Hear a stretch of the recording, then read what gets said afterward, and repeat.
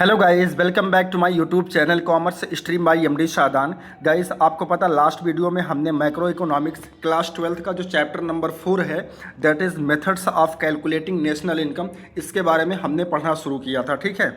और अगर हम बात करें नेशनल इनकम को कैलकुलेट करने के कितने मेथड होते हैं, तो मैंने बताया था कि methods of calculating national income, यानी नेशनल इनकम को कैलकुलेट करने के 3 मेथड होते हैं, जिसमें से एक होता है आपका प्रोडक्ट मेथड, और दूसरा होता है इनकम मेथड, और जो तीसरा होता है वो होता है एक्सपेंडिचर मेथड। ठीक है। तो अगर हम बात करें लास्ट वीडियो उसकी, तो उसमें हमने क्या किया था, जो आपका पहला मेथड है दैट इज़ प्रोडक्ट मेथड। ठीक है। इसको हमने कैलकुलेट करना सीखा था, यानी इस मेथड से हमने नेशनल इनकम कैलकुलेट करना सीखा था। और याद रखना, प्रोडक्ट मेथड का ही दूसरा नाम क्या होता है, वैल्यू एडेड मेथड, या इसका जो अदर नेम होता है वो एक और होता है इंडस्ट्रियल ओरिजिन मेथड, या फिर एक फर्दर जो नेम होता है वो होता है नेट आउटपुट मेथड। तो प्रोडक्ट मेथड या फिर वैल्यू एडेड मेथड, देखो ये जो नेम है ना, एक तो प्रोडक्ट मेथड और एक वैल्यू एडेड मेथड, ये ज़्यादा फेमस है। तो यही पूछता है एग्जाम में कि या तो आप वैल्यू एडेड मेथड से नेशनल इनकम को कैलकुलेट करिए या फिर प्रोडक्ट मेथड से नेशनल इनकम को कैलकुलेट करिए। बाकी जो अदर नेम है दो, इंडस्ट्रियल ओरिजिन मेथड और नेट आउटपुट मेथड, इसको भी आपको ध्यान में रखना है, क्योंकि बहुत बार अदर नेम से भी रिलेटेड एमसीक्यू पूछ लेता है। ठीक है। तो गाइस, लास्ट वीडियो में हमने क्या किया था, आपका जो पहला मेथड है उसके बारे में हमने पढ़ना शुरू किया था। अच्छा, एक चीज़ मैंने आपको ये भी सिखाया था कि ये जो 3 मेथड हैं, यानी नेशनल इनकम के कैलकुलेट करने की ये जो 3 मेथड हैं, चाहे हम बात करें वैल्यू एडेड मेथड या फिर प्रोडक्ट मेथड की, या फिर हम बात करें इनकम मेथड की, या फिर हम बात करें आपका जो थर्ड मेथड है दैट इज़ एक्सपेंडिचर मेथड, यानी जो 3 मेथड है ये कैसे बने हुए हैं। तो इसके लिए मैंने आपको एक कॉन्सेप्ट बताया था, ट्रिपल आइडेंटिटी फंक्शन, है ना। ट्रिपल आइडेंटिटी फंक्शन में क्या होता है, मैंने बताया था 3 फेजेस होते हैं, फेज़ 1, फेज़ 2 एंड फेज़ 3। ठीक है। फर्स्ट फेज़ में क्या होता है, हम सबसे पहले क्या करते हैं, प्रोडक्शन करते हैं, यानी गुड्स एंड सर्विसेज का क्या करते हैं, प्रोडक्शन करते हैं। ठीक है। इसके बाद जब हम प्रोडक्शन करते हैं, क्योंकि हम प्रोडक्शन करते हैं किसकी हेल्प से, फैक्टर सर्विसेज की हेल्प से, और फैक्टर सर्विसेज हमें कौन प्रोवाइड कराता है, हाउस होल्ड। तो उस हाउस होल्ड को जिसने हमें फैक्टर सर्विसेज दिया है उसको हम क्या करते हैं, उसके बदले में फैक्टर पेमेंट करते हैं। तो जब हम फैक्टर पेमेंट करते हैं हाउस होल्ड को, तो हाउस होल्ड के लिए वो फैक्टर पेमेंट पता है क्या होता है, इनकम बन जाती है। तो सेकेंड फेज में क्या होता है, इनकम जनरेशन होता है। क्या होता है, इनकम जनरेशन होता है। और जब एक बार हाउस होल्ड को इनकम होती है तो वो अपनी इनकम को खर्च करते हैं। ठीक है। कहाँ पे खर्च करते हैं, जो फर्म ने गुड्स एंड सर्विसेज बनाया था। तो तीसरा जो फेज होता है वो किसका होता है, डिस्पोजिशन या फिर expenditure of income on the purchase of goods and services, यानी फर्म ने जो भी गुड्स एंड सर्विसेज बनाए हैं उस पर क्या किया जाता है, इनकम को खर्च किया जाता है। तो ये 3 फेजेस निकल कर आए थे, आपको पता है ना। सबसे पहले प्रोडक्शन होता है ना। तो पहला फेज जो आपका निकल के आया प्रोडक्शन फेज, ठीक है, इसी से बना है प्रोडक्शन मेथड। नेशनल इनकम को कैलकुलेट करने के लिए ये जो फेज़ 1 है, यानी कि प्रोडक्शन मेथड, इसी फेज से बना है नेशनल इनकम को कैलकुलेट करने का पहला method, that is production method. और जो दूसरा फेज है किसका, जनरेशन ऑफ इनकम का, तो जो सेकंड फेज है इससे आपका सेकंड मेथड बना है, यानी कि इनकम मेथड। और जो थर्ड फेज है दैट इज एक्सपेंडिचर मेथड। ठीक है। आपका जो तीसरा मेथड है वो तीसरे फेज से बना है, जिसमें हम क्या करते हैं, हम का मतलब जो हाउस होल्ड होता है वो अपनी इनकम को गुड्स एंड सर्विसेज पर खर्च करता है। ठीक है। तो ये 3 फेजेस ऑफ सर्कुलर फ्लो होते हैं जो कंटिन्यूअसली चल रहे होते हैं। ठीक है। और ये बने कैसे थे, तो मैंने इसके लिए आपको समझाया था सर्कुलर फ्लो ऑफ इनकम के बारे में, है ना। कि सर्कुलर फ्लो ऑफ इनकम हमने जो पढ़ा था, पहला जो चैप्टर आपने पढ़ा था some basic concept of macroeconomics, तो उसमें हमने बताया था कि जब हम सर्कुलर फ्लो ऑफ इनकम पढ़ते हैं तो हम बताए थे कि जो देखो, इकोनॉमी को वैसे तो हम 4 सेक्टर में डिवाइड करते हैं, है ना। हाउस होल्ड, फर्म्स, गवर्नमेंट और एक्सटर्नल सेक्टर, 4 सेक्टर होते हैं। लेकिन मैंने बताया था कि आपके सिलेबस में सिर्फ 2 ही सेक्टर हैं। कौन से 2 सेक्टर, एक तो हाउस होल्ड और दूसरा कौन सा सेक्टर होता है, आपका फर्म्स होता है। ठीक है। तो 2 सेक्टर के बीच में जो सर्कुलर फ्लो होता है, ठीक है, वो कैसे होता है, इस बात को हमने इस डायग्राम के थ्रू समझा था। यानी एक आपका होता है हाउस होल्ड, ठीक है। हाउस होल्ड का काम क्या होता है, ये प्रोवाइड कराता है किसको, फर्म्स को, फैक्टर सर्विसेज। फैक्टर सर्विसेज देखो यहाँ पे लिखा हुआ है, in the form of land, in the form of labour, in the form of capital, in the form of entrepreneur, है ना।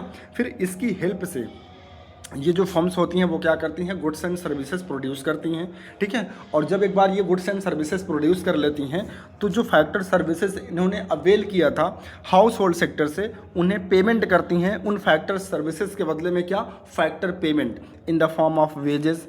यानी जिन्होंने हमें एज अ लेबर सर्विस दी थी उनको हम वेजेस पेमेंट करते हैं, ठीक है।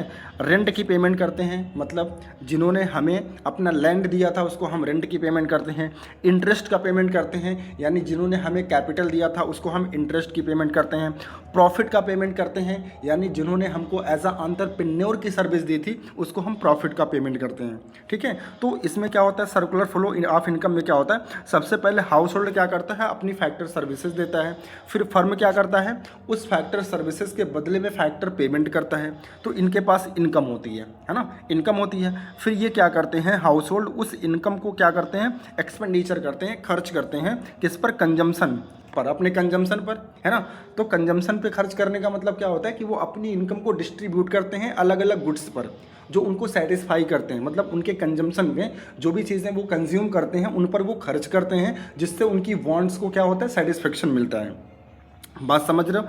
तो यहीं से आपका जो 3 फेज़ है वो बना था, ठीक है। देखो सबसे पहले क्या होता है, प्रोडक्शन होता है। प्रोडक्शन कैसे होता है, फर्म्स जो होती हैं वो हाउस होल्ड सेक्टर से उनकी फैक्टर सर्विसेज अवेल करती हैं और उसके बदले में वो क्या करती हैं, मतलब उसकी हेल्प से क्या करती हैं, प्रोडक्शन करती हैं। तो ये फेज़ नंबर 1 आपका हो गया था, प्रोडक्शन फेज़, है ना। दूसरा, जब वो प्रोडक्शन कर लेती हैं तो उसके बाद वो क्या करती हैं, फैक्टर सर्विसेज जो उन्होंने लिया था किससे, हाउस होल्ड सेक्टर से, उनको उनके बदले में, यानी उनकी फैक्टर सर्विसेज के बदले में उन्हें इनकम का पेमेंट किया जाता है, जिसे हम फैक्टर इनकम कहते हैं, ठीक है। तो सेकंड फेज़ क्या होता है, इनकम जनरेशन का होता है ना। ये सेकंड फेज हो गया। फिर इसके बाद जब हाउस होल्ड को इनकम होती है तो वो उस इनकम को खर्च करते हैं किस पर, कंजम्पशन एक्सपेंडिचर पर, यानी कि जो उनकी नीड्स एंड वांट होती हैं, ठीक है, जिसे वो कंज्यूम करते हैं वो उस पर खर्च करते हैं। कुल मिला के वो क्या करते हैं, एक्सपेंडिचर करते हैं अपनी इनकम का। तो यहाँ से तीसरा फेज निकल के आया कि वो क्या करते हैं, एक्सपेंडिचर करते हैं। तो सबसे पहले क्या होता है, इकोनॉमी में प्रोडक्शन होता है, फिर इनकम का जनरेशन होता है, फिर थर्ड फेज में क्या होता है, उस इनकम को खर्च किया जाता है, यानी कि एक्सपेंडिचर किया जाता है। तो यहीं से वो 3 मेथड आपके बने थे, जिसमें से आपका पहला मेथड बना है प्रोडक्शन मेथड, और दूसरा मेथड जो बना है वो आपका इनकम मेथड, और जो तीसरा मेथड बना है वो आपका क्या बना है, एक्सपेंडिचर मेथड, ठीक है। आई होप आपको समझ में आ रहा होगा। फिर हमने लास्ट वीडियो में आपका जो पहला मेथड है दैट इज़ प्रोडक्शन मेथड, उस मेथड से हम कैसे नेशनल इनकम को कैलकुलेट करेंगे, कौन कौन से स्टेप्स हमें अप्लाई करने होते हैं, उनको हमने बहुत डिटेल में पढ़ा था। एक बार हम फिर से रिवीजन कर देते हैं। देखो सबसे पहले हमने पढ़ा था methods of calculating national income, है ना। कौन सा मेथड, पहला वाला, जो जिसका नाम क्या है, प्रोडक्शन मेथड या फिर वैल्यू एडेड मेथड, है ना। तो इसमें मैंने कुछ स्टेप्स बताए थे। क्या बताया था, सबसे पहले स्टेप होता है identify the production unit in the economy and classify them into primary, secondary and tertiary sector. यानी सबसे पहला काम क्या होता है कि हम हमारी इकोनॉमी को 3 सेक्टर में डिवाइड कर देते हैं, प्राइमरी, सेकेंडरी एंड टर्सरी, ठीक है। ये पहला स्टेप होता है। इसके बाद हम क्या करते हैं, फिर कैलकुलेट करते हैं gross value added at market price of each sector, यानी सारे सेक्टर का, यानी प्राइमरी सेक्टर का, सेकेंडरी सेक्टर का और टर्सरी सेक्टर का, तीनों सेक्टर का हम क्या करते हैं, gross value added at market price निकालते हैं, ठीक है। इसके बाद थर्ड स्टेप्स मैंने बताया था, estimate gross domestic product at market price by summation of gross value added of each sector, यानी तीनों सेक्टर का जो वैल्यू एडेड आता है, जब हम उन तीनों को सम कर देते हैं तो उससे हमें क्या फाइंड आउट हो जाता है, gross domestic product at market price, यानी कि जीडीपी एट एमपी निकल आता है। फिर जब हमको जीडीपी एट एमपी निकल जाता है तो हम उससे क्या कैलकुलेट करते हैं, estimate domestic income by subtracting depreciation and net indirect tax from GDP, यानी जो जीडीपी एट एमपी होता है उसमें से हम डेप्रिसिएशन और नेट इनडायरेक्ट टैक्स को क्या कर देते हैं, माइनस कर देते हैं, तो हमें डोमेस्टिक इनकम पता चल जाती है। फिर इसके बाद कह रहा है कि estimate national income by adding net factor income from abroad to domestic income, यानी जब एक बार हम जीडीपी एट एमपी निकाल लेते हैं, यानी कि डोमेस्टिक इनकम निकाल लेते हैं, तो उसमें हम ऐड कर देते हैं net factor income from abroad, यानी कि NFIA, ठीक है। तो फिर हमें क्या मिल जाता है, नेशनल इनकम मिल जाता है। फिर इसके बाद हमने ये देखो आपको डिटेल में मैंने बताया था कि प्राइमरी सेक्टर में क्या आता है, ठीक है। फिर हमने बताया था कि सेकेंडरी सेक्टर होता क्या है, इसमें क्या क्या चीज़ें आती हैं। फिर हमने आपको बताया था कि जो टर्सरी सेक्टर होता है इसमें क्या क्या आता है ना। तो ये तीनों सेक्टर के बारे में हमने डिटेल से पढ़ा था। ठीक है। फिर देखो यहाँ पे हमने फर्दर आपको समझाया है कि हम वैल्यू स्टेप थर्ड में क्या करते हैं, हर एक सेक्टर का क्या निकालते हैं, वैल्यू एडेड निकालते हैं। यही बात मैंने बताई ना।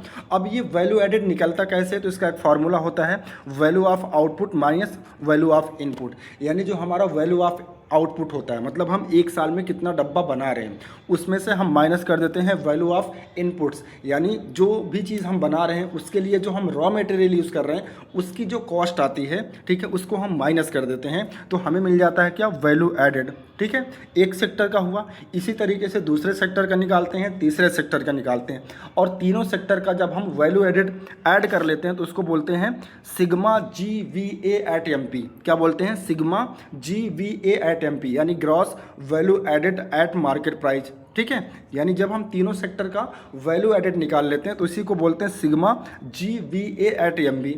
ठीक है, और इसी सिग्मा GVA एट MP को बोलते हैं GDP एट MP, यानी कि gross domestic product at market price. ठीक है, इसके बाद स्टेप 4 में हम क्या करते हैं, जब हमें GDP एट MP निकल जाता है, हम इसको एक बार फाइंड आउट कर लेते हैं, तो फिर हम इसी एग्रीगेट की हेल्प से हम क्या करते हैं, NNP एट FC यानी कि नेशनल इनकम कैलकुलेट करते हैं। कैसे करते हैं, माइनस का डेप्रिसिएशन करके, प्लस का NFIA करके, और माइनस का NIT करके। मतलब GDP एट MP का NNP एट FC में क्या कर देते हैं, कन्वर्जन करते हैं। और कन्वर्जन करना तो आपको बहुत अच्छे से आता है, मैंने आपको बहुत पहले सिखा रखा है ना। चलो, इसके बाद कुछ और इम्पॉर्टेंट बातें देखो, यहाँ पे लिखा है कि value of output is denoted as GVO, यानी gross value of output at market price इसको बोला जाता है। ठीक है, फिर सेकंड स्टार है बना हुआ है, इसमें कह रहा है एक सेकेंड, इसमें लिखा हुआ कि sometimes sales is calculated as price per unit. ठीक है, देखो वैल्यू एडेड का जो फॉर्मूला होता है वो क्या होता है, value of output minus value of input. तो जो वैल्यू ऑफ आउटपुट होता है उसका फर्दर एक फार्मूला होता है, क्या, उसका फार्मूला होता है sales plus change in stock, है ना। अभी मैं आपको दिखा रहा हूँ sales plus change in stock. तो बहुत बार क्वेश्चन में ये जो सेल्स वर्ड है ना, ये नहीं दिया होता है, तो इसको हमें कैलकुलेट करना पड़ता है। कैसे, प्राइस पर यूनिट, यानी जो एक यूनिट हम बेच रहे हैं उसका प्राइस क्या है, इनटू आउटपुट सोल्ड, यानी कितनी क्वांटिटी हम बेच रहे हैं उसको जब हम मल्टीप्लाई कर देते हैं प्राइस पर यूनिट से, तो हमें क्या मिल जाता है, सेल्स की वैल्यू मिल जाती है। फिर इसके बाद नेक्स्ट स्टार में लिखा while calculating intermediate consumption remember that. ठीक है, क्या लिखा, do not include purchase of capital goods. देखो हमने बताया था कि जो वैल्यू ऑफ इनपुट्स होता है उसमें हम जनरली क्या लेते हैं, रॉ मटेरियल, यानी परचेज ऑफ रॉ मटेरियल लेते हैं। लेकिन उस परचेज ऑफ रॉ मटेरियल में याद रखना कभी भी परचेज ऑफ कैपिटल गुड्स नहीं आएगा। कैपिटल गुड्स का मतलब जिनसे हम प्रोडक्शन करते हैं, जिनकी हेल्प से, जैसे मशीन हो गया, है ना, और या फिर अदर कोई इक्विपमेंट हो गया, यानी कि जो फिक्स असेट्स होती हैं बेसिकली, ठीक है, जिनका हम इस्तेमाल क्या करते हैं, प्रोडक्शन करने के लिए करते हैं, तो उसको परचेज ऑफ इनपुट में नहीं लेना, मतलब इनपुट्स में नहीं लेना है, वैल्यू ऑफ इनपुट्स में नहीं लेना कैपिटल गुड्स को। बहुत बार एग्जामिनर आपको फंसाने के लिए दे देगा।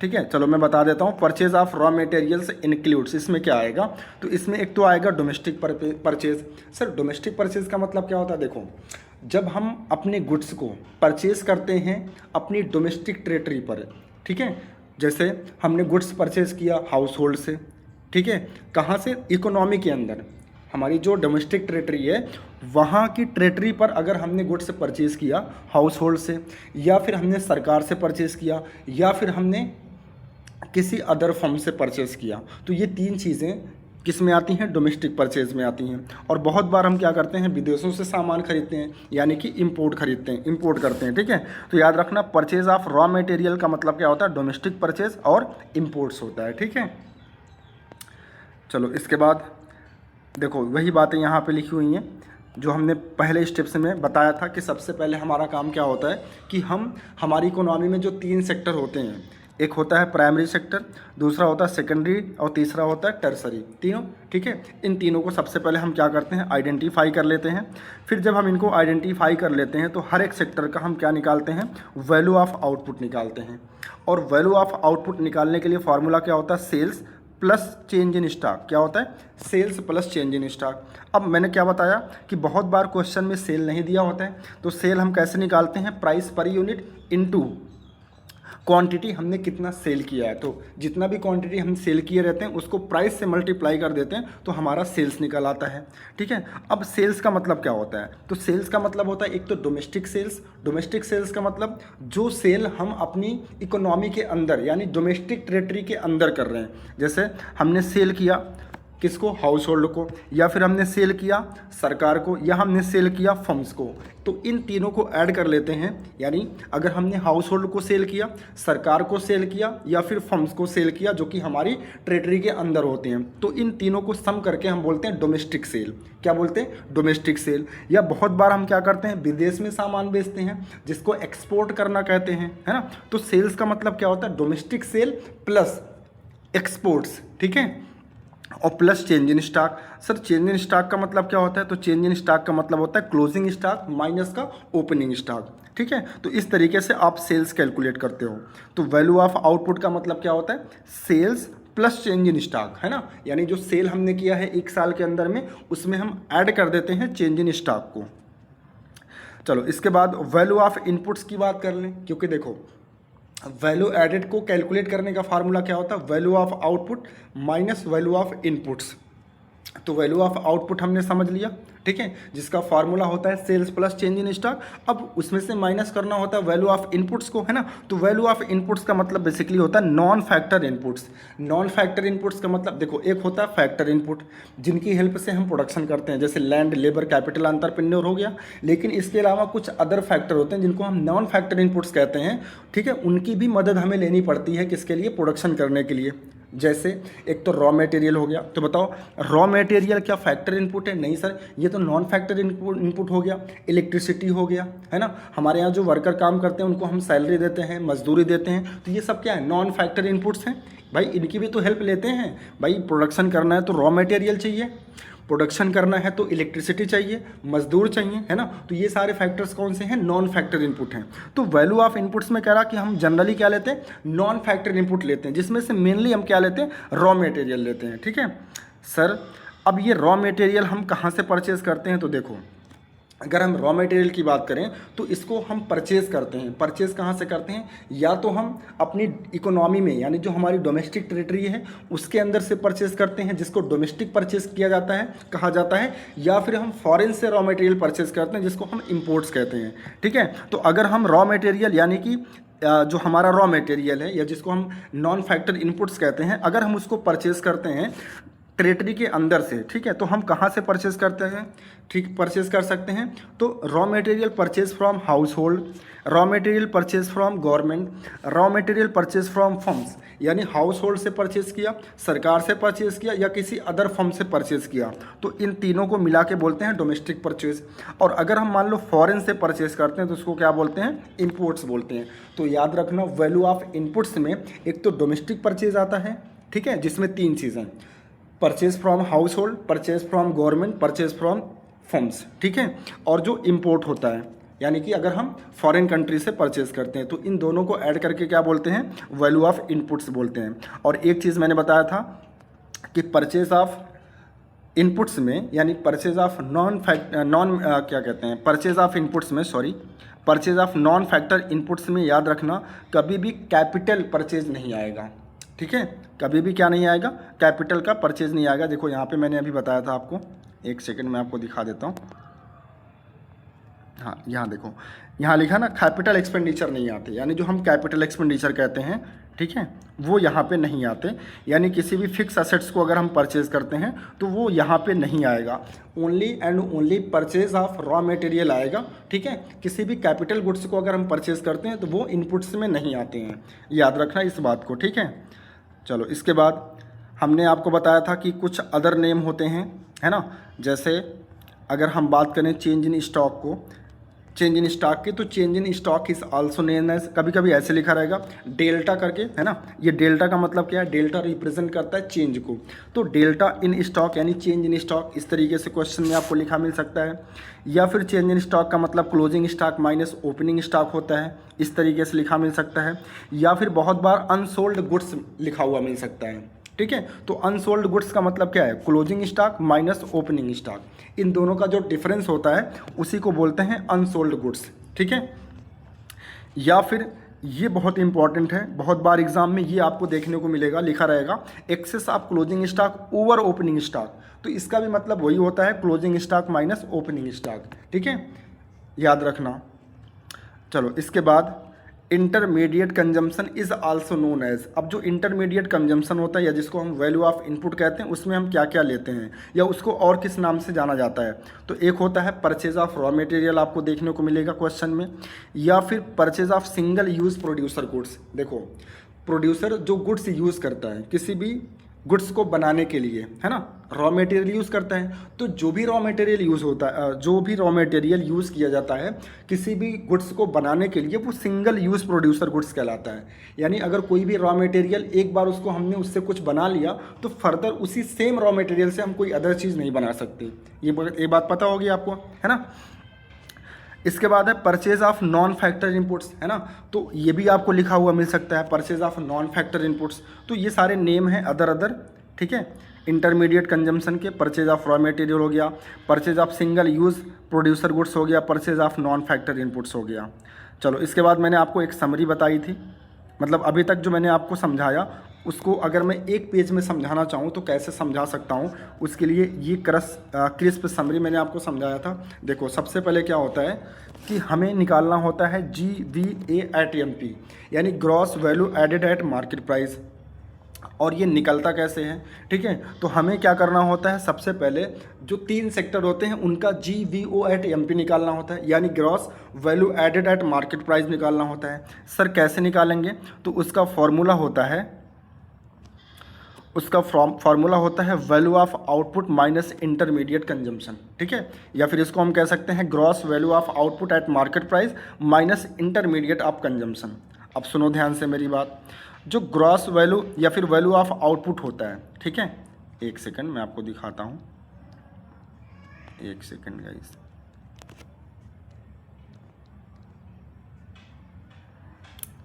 एक सेकंड, ये देखो आपको दिख रहा है, ये ग्रॉस वैल्यू ऑफ आउटपुट है ना। इसको निकालते कैसे हैं, तो इसका एक फार्मूला होता है sales plus change in stock, ठीक है। यानी वैल्यू ऑफ आउटपुट का जो फार्मूला होता है वो होता है sales plus change in stock. अब सुनो, फर्दर जो सेल्स होती है उसका फार्मूला होता है डोमेस्टिक सेल्स प्लस एक्सपोर्ट्स, है ना। डोमेस्टिक सेल्स में क्या आता है, sales to household, sales to government और सेल्स टू फर्म्स। इसके अलावा अगर आप विदेशों में सामान बेचते हैं तो उसको एक्सपोर्ट बोला जाता है ना। तो सेल्स का मतलब क्या होता है, डोमेस्टिक सेल्स प्लस एक्सपोर्ट्स होता है, ठीक है। अच्छा, इसके बाद चेंज इन स्टॉक का मतलब क्या होता है, तो वो मैंने आपको समझाया कि closing stock minus opening stock, ये फॉर्मूला होता है किसका, चेंज इन स्टॉक का। फिर इसके बाद हम इसमें से माइनस करते हैं क्या, इंटरमीडिएट कंजम्पशन, ठीक है, जिसको शॉर्ट में IC भी बोलते हैं, ठीक है। या फिर इसी का दूसरा नाम होता है परचेज ऑफ रॉ मटेरियल, या फिर इसका एक और नाम होता है इंटरमीडिएट एक्सपेंडिचर फर्म, यानी जो फर्म्स हैं वो इंटरमीडिएट एक्सपेंडिचर कितना कर रही हैं, ठीक है। लेकिन याद रखना है इंटरमीडिएट एक्सपेंडिचर में कभी भी परचेज ऑफ मशीनरी, यानी कभी भी परचेज ऑफ कैपिटल एक्सपेंडिचर, यानी कभी भी किसी भी कैपिटल एक्सपेंडिचर पर आप खर्चा करें तो वो इंक्लूड नहीं किया जाना है, ठीक है। जैसे परचेज ऑफ मशीन क्वेश्चन में दे दिया, ठीक है, या और अदर किसी भी कैपिटल गुड्स का परचेज दे दिया तो उसको आप इग्नोर कर देंगे, है ना। सिर्फ रॉ मटेरियल का परचेज आप लेंगे, बात समझ रहे हो। चलो इसके बाद क्या होगा, अच्छा हाँ एक चीज़ और, जो आपका चेंज इन स्टॉक होता है ना, जिसका फॉर्मूला होता है closing stock minus opening stock, इसको एक और नाम से जाना जाता है, दैट इज इन्वेंट्री इन्वेस्टमेंट। ये बात आप याद रखना, ठीक है। चलो इसके बाद देखो एक चीज़ मैं और बता दूं, हाँ देखो, जब आप क्या करते हो सारे सेक्टर का, यानी जो 3 सेक्टर हैं उनका जब आप क्या निकाल लेते हो, वैल्यू एडेड निकाल लेते हैं, तो उन तीनों को जब हम सम कर लेते हैं तो उसको बोलते हैं सिग्मा GVA एट MP, यानी gross value added at market price. और इसी सिग्मा GVA एट MP को बोलते हैं GDP एट MP। और एक बार जब हमने GDP at MP find out कर लिया, यानी कि डोमेस्टिक इनकम हमने फाइंड आउट कर लिया, तो इसी जीडीपी एट एमपी की हेल्प से हम क्या करते हैं, नेशनल इनकम कैलकुलेट कर लेते हैं कन्वर्जन करके। कैसे कन्वर्जन करेंगे एक बार मैं फिर से समझा देता हूँ। देखो यहाँ पे जी है पहला लेटर और यहाँ पे एन है, यानी हमको ग्रॉस से नेट पर जाना है, तो कैसे जाएंगे, माइनस का डेप्रिसिएशन करना पड़ेगा। फिर इसके बाद सेकंड है डीपी, यहाँ लिखा है, यहाँ एनपी लिखा हुआ है, तो डोमेस्टिक से नेशनल पे जाना है तो प्लस का एनएफआईए करना होता है, और यहाँ पे मार्केट प्राइस है, यहाँ पे फैक्टर कॉस्ट है तो माइनस का एनआईटी करना होगा। ठीक है, तो बेसिकली प्रोडक्ट मेथड से अगर हम बात करें नेशनल इनकम को कैलकुलेट करने का जो मेन फार्मूला होता है, ठीक है, वो क्या होता है, NNP at FC is equal to GDP at MP minus depreciation plus NFIA और माइनस का एनआईटी होता है। ठीक है, आइए अब हम करते हैं न्यूमेरिकल क्वेश्चन। ठीक है, अच्छा एक चीज़ और, मैंने देखो आपको कुछ प्रिकॉशंस बताए थे जो आपको ध्यान रखने हैं, और वो प्रिकॉशंस क्या थे, ये देखो कुछ प्रिकॉशंस हमने बताए थे, है ना। एक तो सबसे पहला प्रिकॉशंस मैंने बताया था कि जब भी आप वैल्यू एडेड मेथड से क्वेश्चन को सॉल्व करेंगे तो अगर कोई भी सेकेंड हैंड गुड्स बेचा गया है, ठीक है, तो उसको हम नेशनल इनकम में नहीं कैलकुलेट करते हैं, क्योंकि जब फाइनल गुड्स बनता है ना तो वो ऑलरेडी नेशनल इनकम में ऐड हो जाता है, तो दोबारा यानी कि फर्दर हमें सेकेंड हैंड गुड्स की वैल्यू को नहीं लेना है, अदरवाइज़ क्या होगा, नेशनल इनकम ओवर हो जाएगा, उसकी वैल्यू जो है वो ज़्यादा दिखने लग जाएगी। ठीक है, इसके बाद हमने बताया था कि अगर कोई सेकेंड हैंड गुड्स है उसको किसी ब्रोकरेज के थ्रू हम बेच रहे हैं, तो जाहिर सी बात है जो भी ब्रोकरेज होगा वो हमसे क्या लेगा, हमसे कमीशन लेगा, तो जो वो कमीशन लेगा उसको हम नेशनल इनकम में इंक्लूड करेंगे, क्योंकि वो उसकी मेहनत की कमाई होती है ना, तो याद रखना। फिर इसके बाद हमने बताया था कि अगर own account production of goods, यानी अगर हम मान लो, जैसे मान लो हम एक फार्मर हैं, हमने गुड्स हम क्या कर रहे हैं, हम कोई भी क्रॉप का प्रोडक्शन कर रहे हैं, तो अब जैसे मान लो उसमें से हमने कुछ क्रॉप निकाल लिया अपने सेल्फ कंजम्पशन के लिए, ठीक है, बाकी हमने क्या किया, मार्केट में बेच दिया, तो जो हम अपने सेल्फ कंजम्पशन के लिए निकाले हैं ना, उसकी भी जो वैल्यू होती है वो भी हम क्या करते हैं, नेशनल इनकम में इंक्लूड करते हैं, क्योंकि वो भी करंट वैल्यू में क्या किया गया है, प्रोड्यूस किया गया है, तो उसकी भी कुछ ना कुछ वैल्यू होती है ना भाई। अगर हम सेल्फ कंजम्पशन के लिए ना निकालते तो मार्केट से खरीदना पड़ता। फिर इसके बाद है imputed value of production for self consumption, वही चीज़ जो मैंने बताया है ना। फिर इसके बाद है नेक्स्ट, इसके बाद नेक्स्ट पॉइंट आपका है intermediate goods is not included, इसकी भी बात मैंने आपसे कर ली।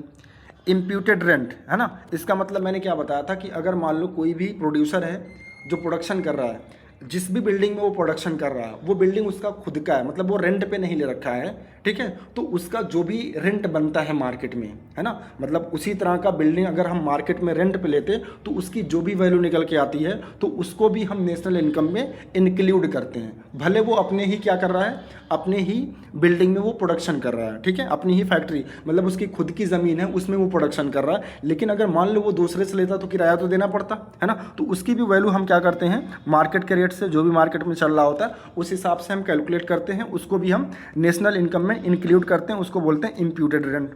Services for self consumption are not considered, यानी इसमें मैंने आपको बताया था सर्विसेज ऑफ हाउस वाइफ, यानी जो सर्विसेज ऑफ हाउस वाइफ होती हैं, मतलब हाउस वाइफ की जो सर्विस होती है उसकी इनकम को हम कैलकुलेट नहीं करते, क्योंकि उसका मोटिव, एक हाउस वाइफ का मोटिव कभी भी अपने घर में काम करने का ये बिल्कुल नहीं होता कि उसके बदले हमें कुछ मिलेगा, ठीक है, नहीं, वो अपने बच्चों के लिए, उनके लव एंड अफेक्शन के लिए करना ही पड़ता है, ठीक है। और वैसे देखा जाए तो किसी भी हाउस वाइफ की जो सर्विसेज होती हैं जो वो अपने घर में करती हैं उसकी इनकम को कैलकुलेट करना भी बहुत डिफिकल्ट काम होता है, ठीक है, तो इसलिए इसको इग्नोर कर दिया जाता है, इसको नेशनल इनकम में नहीं लिया जाता है। फिर इसके बाद हाँ बस लास्ट वाला हमने बताया था, इंपॉर्टेंट नहीं है, छोड़ दो, है ना। चलो अब हम क्या करते हैं, नेशनल इनकम को कैलकुलेट करते हैं। गाइस 25 मिनट, आधी घंटा तो लग गया हमको रिवीजन करने में, ठीक है, जबकि आज के इस वीडियो में हमें क्या करना था, आपको क्वेश्चंस कराने थे। बहरहाल मैंने आपका रिवीजन करा दिया, तो अगर लास्ट वीडियो में किसी को थोड़ा बहुत कन्फ्यूज़न रही भी होगी तो आज की इस वीडियो में वो दूर हो गई होगी, ठीक है। तो आइए हम पहला क्वेश्चन करते हैं। यहाँ पर देखो लिखा है calculate national income by value added method, ठीक है। देखो वैल्यू एडेड की अगर हम बात करें तो इसका फार्मूला होता है value of output minus value of intermediate consumption, ठीक है। फिर इसके बाद हम नेशनल इनकम निकालते हैं जिसमें हम सम करते हैं, sum of value added by all the industries, ठीक है। यानी जो भी इंडस्ट्रीज़ हैं, जो 3 सेक्टर हैं, प्राइमरी, सेकेंडरी, टर्सरी, उन तीनों की वैल्यू जब हम ऐड कर देते हैं या फिर उनका वो जो वैल्यू ऑफ आउटपुट होता है जब उसको हम ऐड कर लेते हैं तो उससे हमें क्या मिल जाता है, जीडीपी एट एमपी। और फिर उसी एग्रीगेट की हेल्प से हम क्या करते हैं, नेशनल इनकम को कैलकुलेट करते हैं कन्वर्जन करके, ठीक है। आइए क्वेश्चन करते हैं, फिर आपको समझ में आएगा। देखो ये पहला क्वेश्चन है, कह रहा कि A, B, C are 3 industries, है ना, यानी 3 इंडस्ट्रीज़ हैं। कह रहा कि A sales for ₹300 to B and for 200 to C। अब यहाँ ध्यान से समझना, कह रहा कि जो A है वो 300 रुपये का गुड्स सेल कर रहा है B को, तो A के लिए क्या हो गया, सेल्स हो गया, है ना, जिसको हम वैल्यू ऑफ आउटपुट कहते हैं। लेकिन B खरीद रहा है तो B के लिए क्या हो जाएगा, वैल्यू ऑफ इनपुट्स हो जाएगा, क्योंकि B परचेज कर रहा है। और A ने 200 का C को भी बेचा है ना, तो जो C को बेचा गया है वो A के लिए क्या हो जाएगा, वैल्यू ऑफ आउटपुट हो जाएगा। तो अगर हम यहाँ पे वैल्यू ऑफ आउटपुट बात करें फॉर A के लिए, तो 300 जो B को बेचा और 200 जो C को बेचा, यानी टोटल 500 का आउटपुट हो गया A के लिए।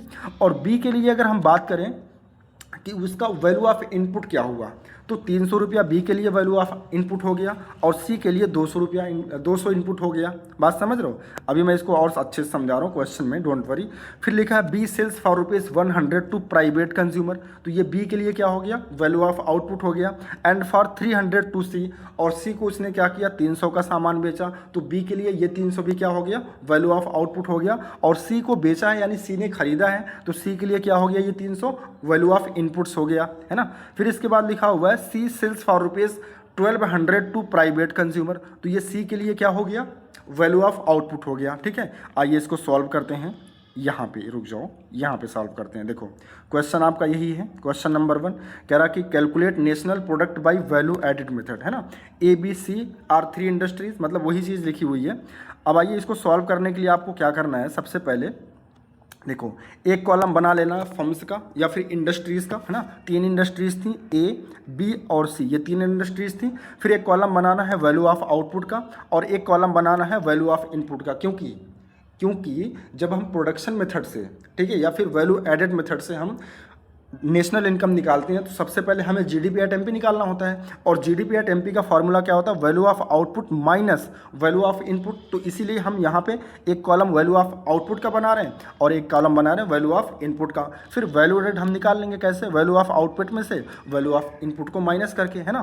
तो देखो सबसे पहले हम अगर ए का देखें तो मैंने आपको यहाँ पे समझाया, देखो ए ने क्या किया है, 300 का सामान बी को बेचा है और 200 का सामान सी को बेचा है। तो ए ने बेचा है तो ए के लिए क्या हो जाएगा, सेल्स, यानी कि वैल्यू ऑफ आउटपुट हो जाएगा, है ना। तो देखो यहाँ पे ए के कॉलम में लिखा है 300 रुपया जो ए को बेचा है, 300 रुपये का सामान, और सी को जो 200 का सामान बेचा है। तो ये 300 प्लस 200 यानी 500 रुपया, ये वैल्यू ऑफ आउटपुट हो जाएगा किसका, ए का हो जाएगा, ठीक है। अच्छा अगर हम बात करें बी की, तो बी ने 300 का सामान ए से खरीदा है तो बी के लिए क्या हो जाएगा, वैल्यू ऑफ इनपुट हो जाएगा। तो यहाँ देखो वैल्यू ऑफ इनपुट के कॉलम में लिखा है 300 रुपया, है ना। इसी तरीके से सी ने भी 200 का सामान क्या किया था, ए से खरीदा था, तो सी के लिए 200 क्या हो जाएगा, ये भी क्या हो जाएगा, ये हो जाएगा वैल्यू ऑफ इनपुट हो जाएगा। ध्यान से सुनना, ठीक है, ध्यान से समझना। इसके बाद फिर कह रहा था कि B sells for ₹100 to private consumer and for 300 to C, यानी 100 रुपये का प्राइवेट कंज्यूमर को और 300 रुपये का सी को बेचा है। तो 100 प्लस 300 400 किसने बेचा है, बी ने बेचा है। तो देखो ये बी का क्या हो जाएगा, वैल्यू ऑफ आउटपुट हो जाएगा। 100 रुपये का सामान प्राइवेट कंज्यूमर को और 300 रुपये का सामान किसको बेचा है, 300 रुपये का सामान सी को बेचा है। तो सी ने जो खरीदा है बी से, तो सी के लिए क्या हो जाएगा, वैल्यू ऑफ इनपुट हो जाएगा, है ना। तो सी के लिए यहाँ देखो 300 रुपया क्या हो गया, वैल्यू ऑफ इनपुट हो गया। इतनी बात समझ में आ रही है, हाँ सर समझ में आ रही है। इसके बाद लास्ट में कह रहा कि C sells for ₹1200 to private consumer, यानी सी ने 1200 का सामान प्राइवेट कंज्यूमर को बेचा है, तो सी के लिए 1200 क्या हो जाएगा, वैल्यू ऑफ आउटपुट हो जाएगा, ठीक है। सारी वैल्यू हमने रख दी। अब इसके बाद हम निकाल सकते हैं वैल्यू एडेड। तो अगर हम फर्म ए की बात करें तो इसका टोटल वैल्यू एडेड कितना हुआ, वैल्यू ऑफ आउटपुट कितना हुआ, 300 प्लस 200 500, और इसका वैल्यू ऑफ इनपुट 0 था। तो 500 माइनस 0 करेंगे तो कितना आएगा, 500 आ जाएगा। तो इंडस्ट्री ए के लिए GVA यानी ग्रॉस वैल्यू एडेड कितना बना, 500 बना, है ना। और इंडस्ट्री बी की बात करें तो इसका देखो वैल्यू ऑफ आउटपुट कितना बना था, 400, और वैल्यू ऑफ इनपुट कितना बना था, 300।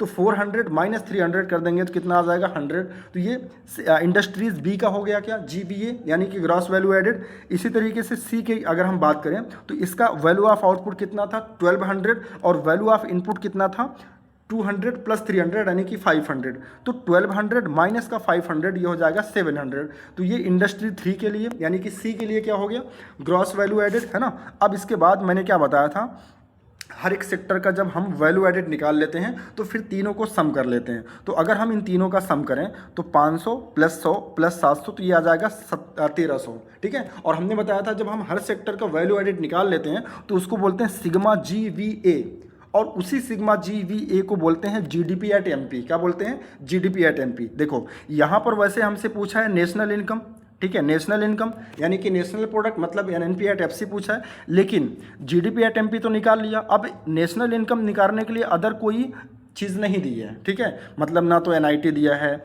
ना NFIA दिया, ऐसा कुछ दिया नहीं है जिससे हम कैलकुलेट कर पाएँ। तो यही जो हमारा GDP एट MP है इसी को हम क्या मान लेंगे, NNP एट MP, यानी कि इसी को हम नेशनल प्रोडक्ट या फिर नेशनल इनकम मान लेंगे, ठीक है। बात समझ में आ रही है। तो आई होप आपको पहला क्वेश्चन समझ में आ गया। देखो इसको मैंने एक और तरीके से लगाया है यहाँ पर, ठीक है। इंडस्ट्री का नाम लिखा, वैल्यू ऑफ आउटपुट और इंटरमीडिएट कंजम्पशन। देखो वैल्यू ऑफ इनपुट्स को ही इंटरमीडिएट कंजम्पशन कहते हैं। तो वैल्यू ऑफ आउटपुट में से इंटरमीडिएट कंजम्पशन को माइनस कर देंगे तो वैल्यू एडेड आ जाएगा, ठीक है। तो यहाँ पे भी सेम उसी तरीके से मैंने कैलकुलेट किया है। आप इसको रीड करेंगे तो आपको आसानी से समझ में आ जाएगा। और फाइनली जो हमारा नेशनल प्रोडक्ट बना था बाई वैल्यू एडेड मेथड वो कितना बना था, 1300, ठीक है। तो आई होप आपको पहला क्वेश्चन समझ में आ गया होगा। चलो इसके बाद हम नेक्स्ट क्वेश्चन देखते हैं, क्वेश्चन नंबर 2, ठीक है। देखो ये क्वेश्चन नंबर 2 है, इसको सेकंड कर लेना, ये गलती से 1 लिखा है, इसको सेकंड कर लेना, ठीक है। इसमें कह रहा कि हमें कैलकुलेट करना है NNP एट MP यानी net national product at market price, और दूसरा नेशनल इनकम। नेशनल इनकम का मतलब होता है NNP एट FC, है ना। इसका एग्रीगेट क्या होता है, NNP एट FC, यानी NNP एट MP भी निकालना है और NNP एट FC भी निकालना है। तो कोई बात नहीं है, हम निकाल लेंगे। चलो सबसे पहले इसमें देखो क्या क्या डेटा गिवन है। सेल्स दिया है 5500, decrease in stock of finished goods दिया है 400, ठीक है। तो ये माइनस है में रहेगा ना, -400, क्योंकि यहाँ पे लिखा है डिक्रीज इन स्टॉक, ठीक है। इसके बाद रॉ मटेरियल ब्रॉड किया है, इसकी वैल्यू दी है 800, डेप्रिसिएशन दिया है 50, इनडायरेक्ट टैक्स 100 दिया और सब्सिडी दिया है 80। मतलब NIT डायरेक्टली नहीं दिया है तो हम निकाल लेंगे, क्योंकि NIT का फार्मूला क्या होता है, IT माइनस सब्सिडी होता है। तो IT की वैल्यू 100 दी है, सब्सिडी की वैल्यू 80 दी है, तो 100 माइनस 80 यानी कि 20 आपका IT आ जाएगा।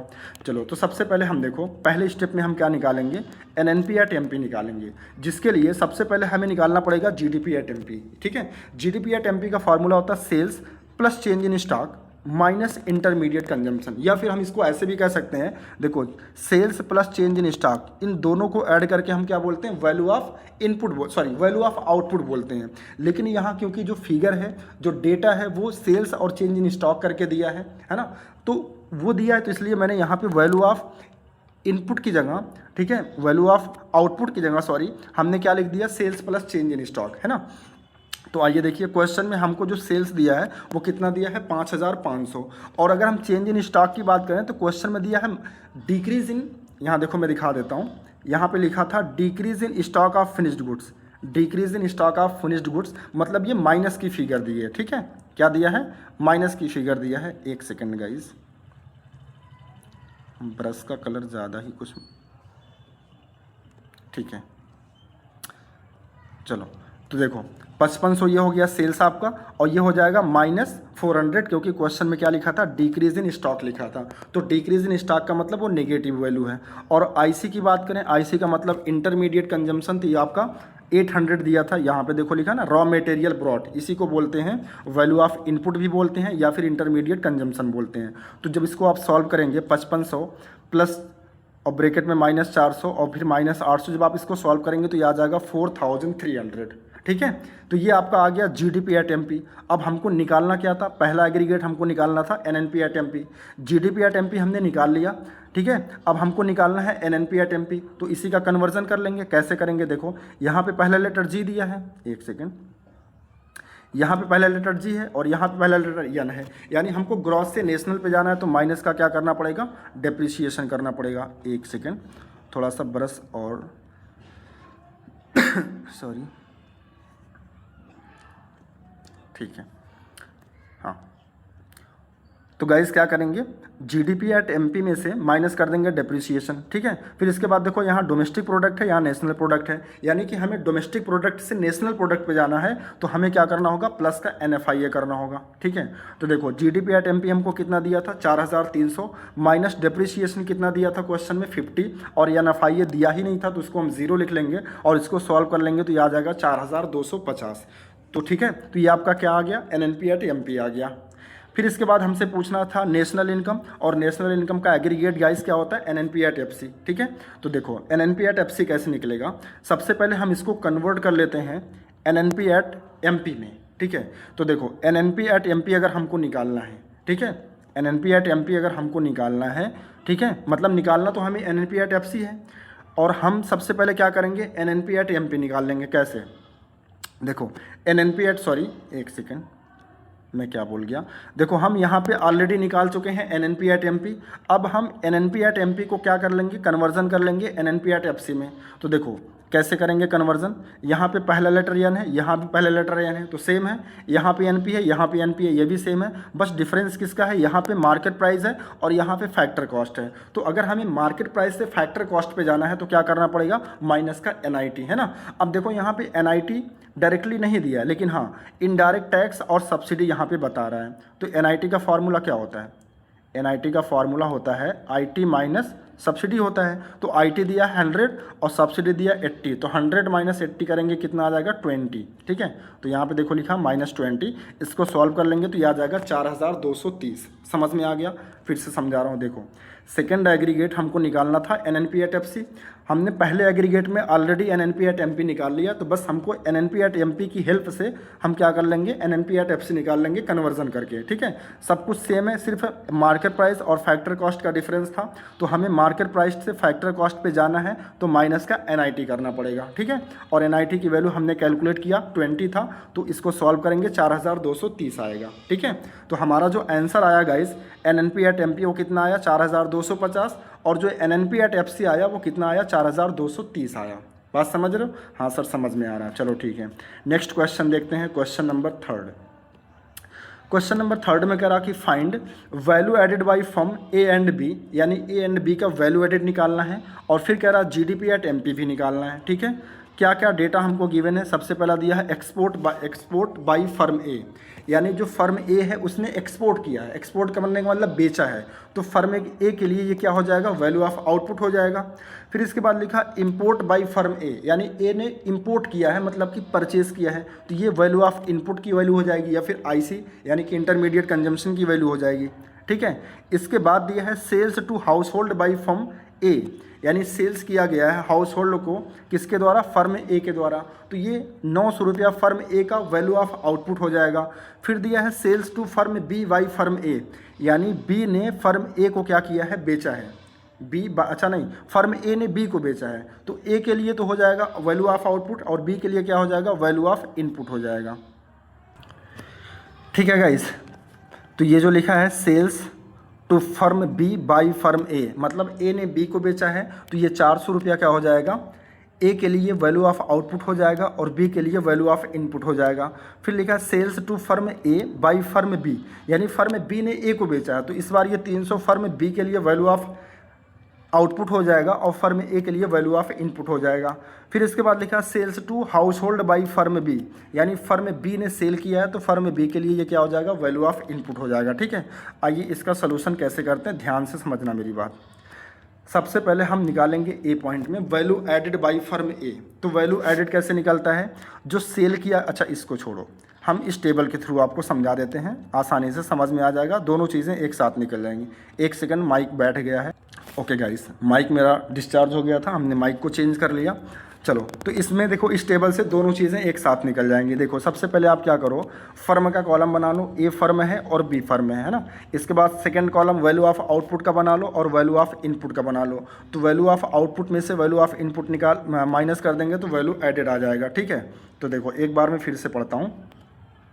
एक्सपोर्ट बाई फर्म ए, मतलब फर्म ए ने एक्सपोर्ट किया मतलब कि बेचा, तो फर्म ए के लिए 200 रुपया क्या हो जाएगा, ये हो जाएगा वैल्यू ऑफ इनपुट। यहाँ पे देखो 200 है। ठीक है, ध्यान से देखना। इसके बाद फिर लिखा हुआ है डेटा जो गिवन है वो कह रहा इम्पोर्ट्स बाई फर्म ए, मतलब फर्म ए ने इम्पोर्ट किया है तो ए के लिए क्या हो जाएगा, कितने का इम्पोर्ट किया है, 500 का, तो ए फर्म के लिए ये 500 वैल्यू ऑफ इनपुट हो जाएगा। ठीक है, यहाँ तक समझ है, समझ में आ रहा है? हाँ सर समझ में आ रहा है। इसके बाद फिर लिखा sales to household by firm A, यानी फर्म ए ने क्या किया है, सेल किया है हाउस होल्ड को, तो फर्म ए के लिए क्या हो जाएगा, फर्म ए के लिए वैल्यू ऑफ आउटपुट हो जाएगा 900, है ना। अब हाउस होल्ड को बेचा है तो हाउस होल्ड का कॉलम तो हम यहाँ बना रहे ही नहीं हैं कि हाउस होल्ड का हम क्या लें, वैल्यू ऑफ इनपुट्स लें, सिर्फ ए और बी के बारे में देखना है। ठीक है, चलो इसके बाद नेक्स्ट लिखा है sales to firm B by firm A, मतलब ए ने बी को बेचा 400 का, तो ए ने बेचा है तो ए के लिए क्या हो जाएगा, वैल्यू ऑफ आउटपुट। तो देखो 400 रुपया वैल्यू ऑफ आउटपुट हो जाएगा ए फर्म के लिए। ठीक है, और किसको बेचा है, किसको बेचा है एक बार देखते हैं। Sales to firm B by firm A, मतलब ए फर्म ने, यही था ना, हाँ, बाई फर्म ए ने बी को बेचा है तो बी के लिए क्या हो जाएगा, बी के लिए तो वैल्यू ऑफ इनपुट हो जाएगा। तो यहाँ देखो बी के कॉलम में वैल्यू ऑफ इनपुट हो गया। ठीक है, फिर इसके बाद है sales to firm A by firm B, यानी फर्म बी ने ए को बेचा है 300 का सामान, तो फर्म ए के लिए 300 वैल्यू ऑफ इनपुट हो जाएगा, है ना। और किसको बेचा है, ए को बेचा है, तो ए के लिए क्या हो जाएगा, वैल्यू ऑफ इनपुट्स हो जाएगा, है ना। इसके बाद लास्ट में कह रहा है कि sales to household by firm B, अब बी ने बेचा है तो बी के लिए क्या हो जाएगा, वैल्यू ऑफ, एक सेकंड कहाँ गया ये, 900 वैल्यू ऑफ क्या, सॉरी 900 कह रहा हूँ, 600 है ना, लास्ट वाला था 600, एक सेकंड, तो ये 600 क्या हो जाएगा, बी के लिए वैल्यू ऑफ आउटपुट हो जाएगा। अब जोड़ लीजिए सबको, तो अगर हम ए का वैल्यू ऑफ आउटपुट ऐड करें तो तीनों का एडिशन करेंगे तो ये आ जाएगा 1500, और वैल्यू ऑफ ऐड करें, वैल्यू ऑफ इनपुट ऐड करें तो 800, तो 1500 माइनस 800 ये 700 आ जाएगा, GVA आ जाएगा, gross value added for firm A. इसी तरीके से बी का हम वैल्यू ऑफ आउटपुट ऐड करें तो 900 होगा, और वैल्यू ऑफ इनपुट 400 है, तो 900 में से 400 तो ये हो जाएगा 500, तो ये GVA हो जाएगा फर्म बी के लिए। अब दोनों फर्म का हम क्या करेंगे, जो GVA आया है इसको ऐड कर लेंगे तो 1200 आ जाएगा, इसको बोलेंगे सिग्मा GVA। ठीक है, तो सिग्मा GVA को ही हम क्या बोलते हैं, GDP एट MP, यानी GDP एट MP की वैल्यू कितना आ गई गाइस, 1200 आ गई, है ना। कितना आ गई, 1200 आ गई। देखो यहाँ पे वही लिखा, value added by firm A 600 और value added by firm B कितना, 1000। नहीं ये गलत लिखा हुआ है, छोड़ो इसको आप इग्नोर करो, 700 आएगा। वैल्यू ऑफ वैल्यू एडेड ए का 700 है और जो बी है उसका 500, यानी टोटल 1200 आएगा। इसको आप इग्नोर कर दीजिएगा, ये जो लिखा है गलत लिखा है ये। ठीक है, तो 1200 हमारा क्या आ गया, GDP एट MP आ गया। और हमसे क्या पूछा था, दोनों फर्म का वैल्यू एडेड, तो ये फर्म का वैल्यू एडेड 700 आएगा और बी फर्म का वैल्यू एडेड 500 आएगा। ठीक है, वही चीज़ें यहाँ पे देखो, ये आप इग्नोर कर दीजिएगा, ये गलत है, ये वाला गलत है।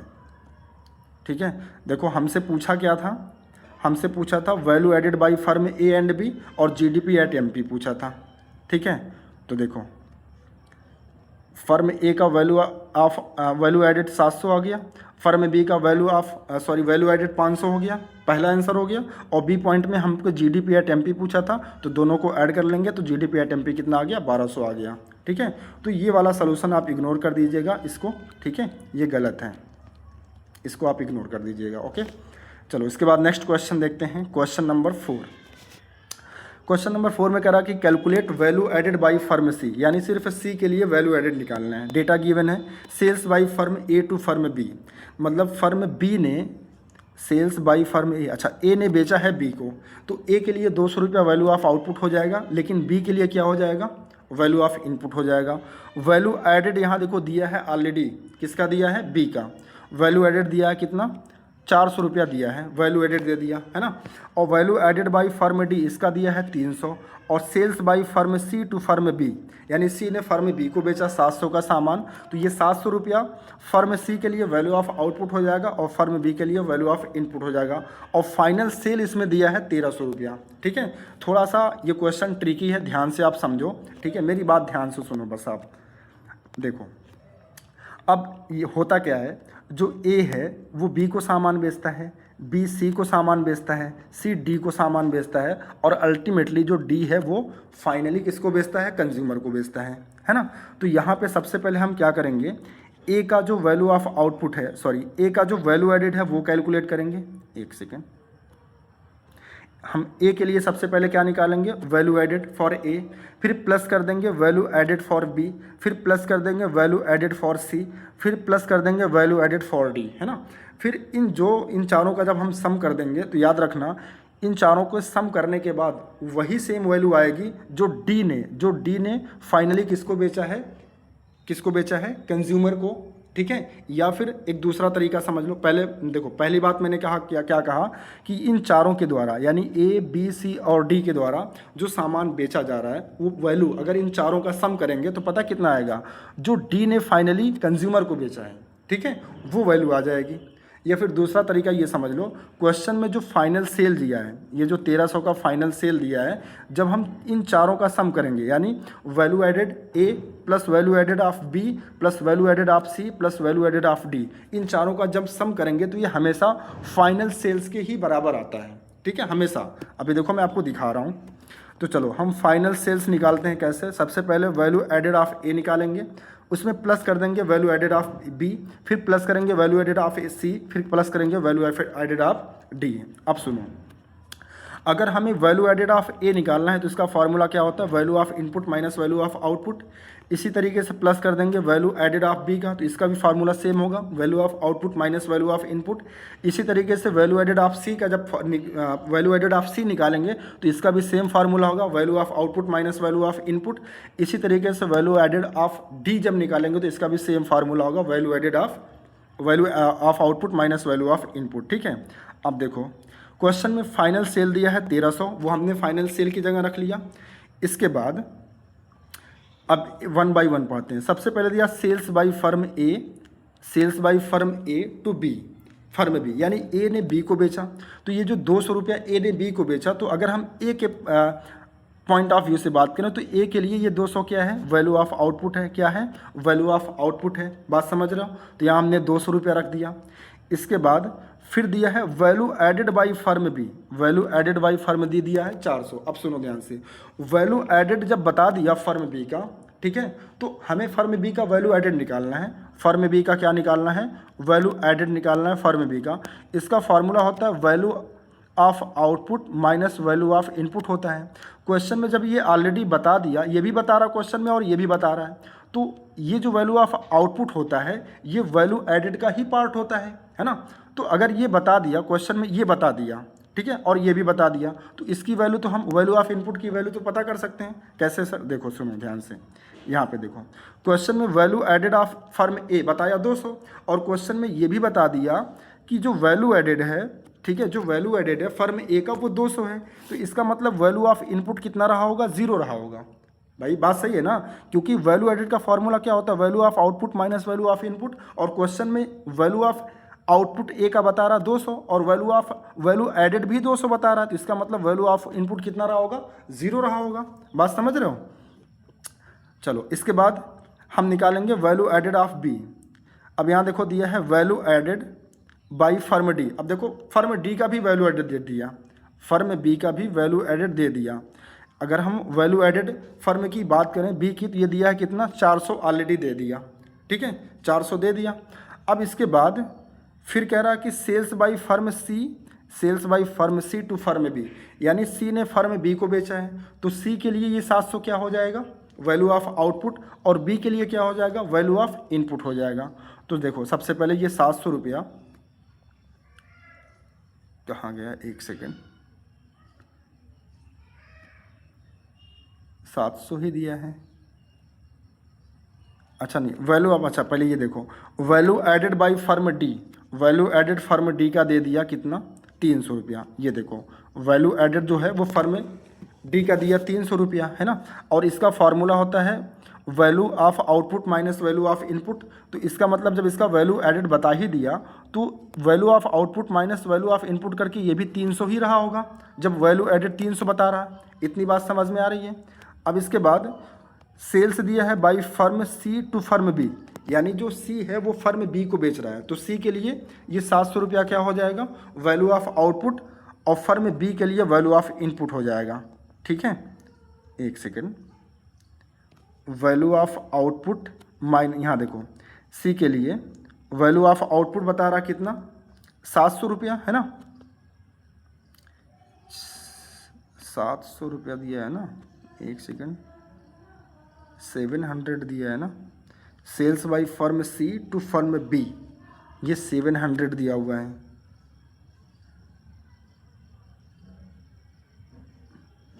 अच्छा,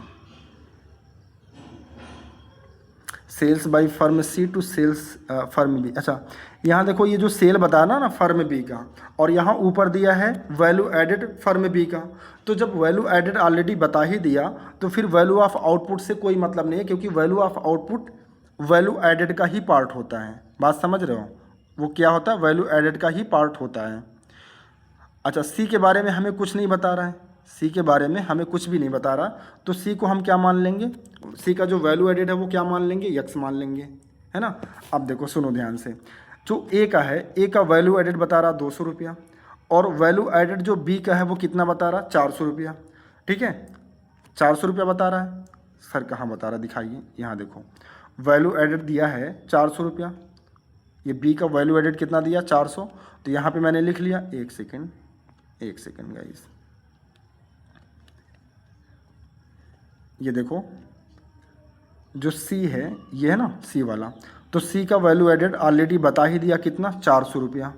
अब ये 400 बता दिया, अब इसके बाद हमें निकालना क्या है value of output minus value of input. ये फार्मूला होता है वैल्यू एडेड का, लेकिन वैल्यू एडेड हमें ऑलरेडी बता दिया value added of B, value added of B बता ही दिया। और जो बी का यहाँ पे देखो दिया है 700 रुपया, क्या ये वैल्यू ऑफ इनपुट दिया है। तो अगर आप वैल्यू ऑफ इनपुट ये दिया है 700 रुपया, एक सेकेंड गाइस, देखो गाइस समझो, ध्यान फिर से समझो, शुरू से आप कंफ्यूज हो गए होंगे। सबसे पहले देखो हमें निकालना क्या है, फाइनल सेल हमें क्वेश्चन में गिवन है कितना 1300। इसके बाद हमें क्या करना है वैल्यू एडेड ऑफ ए निकालना है, फिर प्लस करना है वैल्यू एडेड ऑफ बी, फिर प्लस करना है वैल्यू एडेड ऑफ सी, फिर प्लस करना है वैल्यू एडेड ऑफ डी, है ना।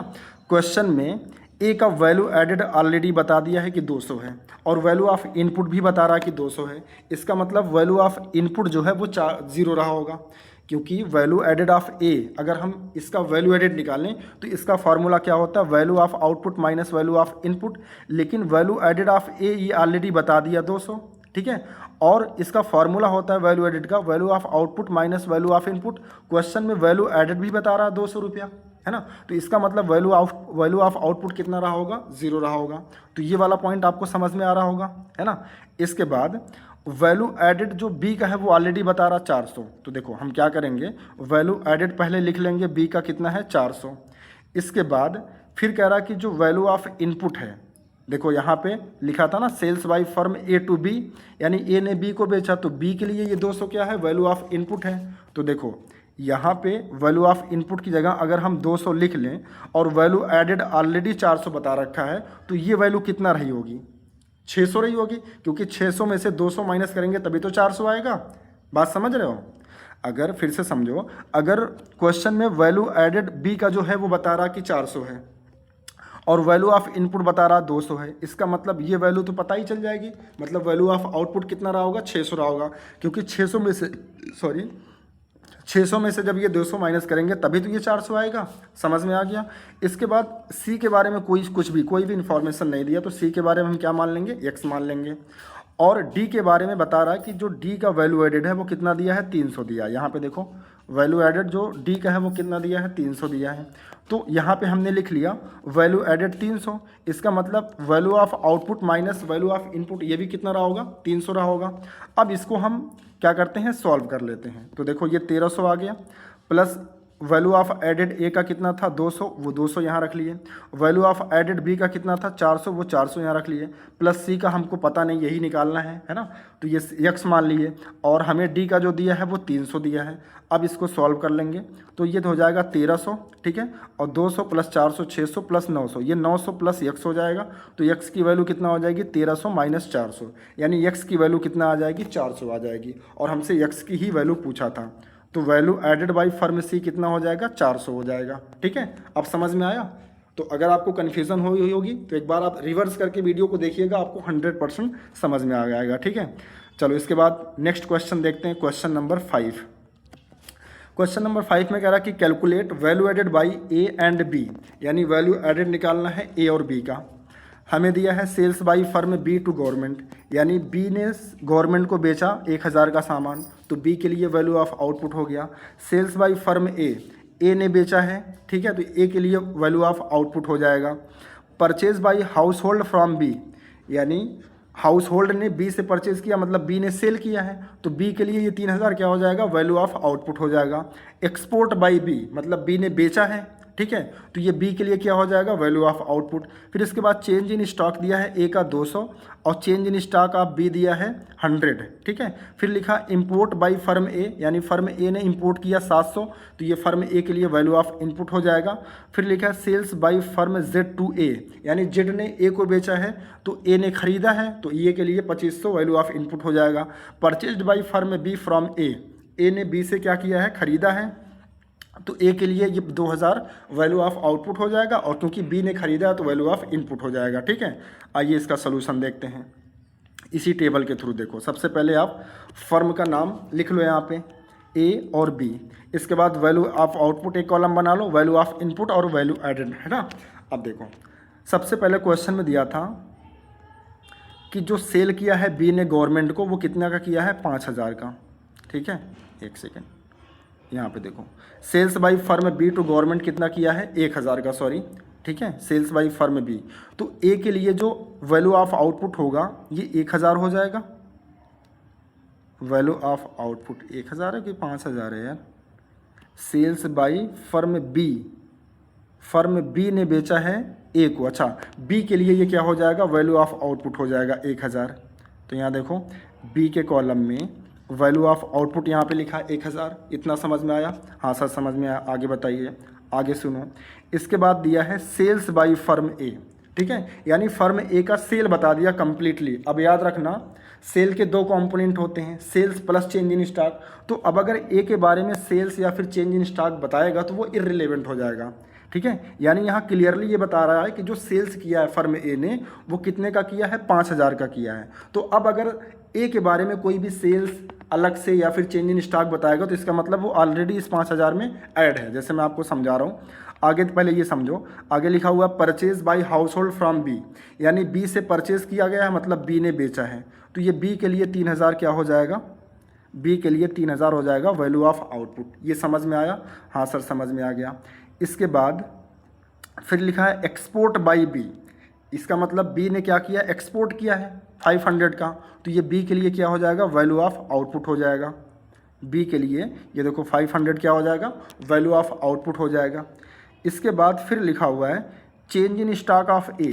अब इससे कोई भी मतलब नहीं, ये जो 200 रुपये की वैल्यू है ना ये चेंज इन स्टॉक, क्योंकि चेंज इन स्टॉक किसका पार्ट होता है सेल्स का पार्ट होता है। और ऑलरेडी यहाँ पे सेल्स यानी जो मेन कंपोनेंट है सेल्स वो ऑलरेडी 5000 बता रहा है। तो इसका मतलब ये जो 200 रुपया चेंज इन स्टॉक का दिया है ना ए का, ये वाला 200 ये ऑलरेडी उस 5000 में इंक्लूडेड है, ठीक है। तो इस बात को याद रखना कि वो ऑलरेडी क्या है इंक्लूडेड है, तो यहाँ पे हम उसको नहीं लेंगे। यहाँ पे देखो कहीं लिखा भी होगा, एक second, change in stock of A 200 रुपया, मतलब ये ए के लिए क्या हो जाएगा, सॉरी नहीं इसको भी लेंगे, इसको भी लेंगे, है ना, क्योंकि ये सेल अलग होता है, sale plus change in stock होता है। हाँ वैल्यू ऑफ आउटपुट का मतलब होता है sale plus change in stock. हाँ ठीक है, तो ये भी लेंगे 5000 वैल्यू ऑफ आउटपुट, और ये जो 200 रुपया है चेंज इन स्टॉक तो ये भी लेंगे, क्योंकि वैल्यू ऑफ आउटपुट का फार्मूला होता है sales plus change in stock. तो ये 200 रुपया भी लेंगे, ठीक है, वैल्यू ऑफ आउटपुट में फॉर ए के लिए। चलो इसके बाद next change in stock of B दिया 100, तो ये बी के लिए क्या हो जाएगा, वैल्यू ऑफ आउटपुट हो जाएगा 100, है ना। ये देखो वैल्यू ऑफ आउटपुट हो गया 100। इसके बाद फिर क्या दिया हुआ है, इसके बाद कह रहा कि इंपोर्ट बाय फर्म ए, यानी फर्म ए ने इंपोर्ट किया मतलब परचेज़ किया है, तो ये वैल्यू ऑफ इनपुट हो जाएगा फर्म ए के लिए। फर्म ए के लिए कितने का इंपोर्ट किया है एक बार देखते हैं। इंपोर्ट बाय फर्म ए 700, है ना, तो 700 ये हो जाएगा वैल्यू ऑफ इनपुट। यहाँ पे देखो 700 ये हो गया वैल्यू ऑफ इनपुट। फिर इसके बाद दिया है sales by firm Z to A, मतलब जेड ने ए को बेचा है, मतलब ए ने परचेज़ किया है, तो ए के लिए ये भी क्या हो जाएगा 2500 वैल्यू ऑफ इनपुट। तो ये देखो 2500 ये भी वैल्यू ऑफ इनपुट हो गया, है ना।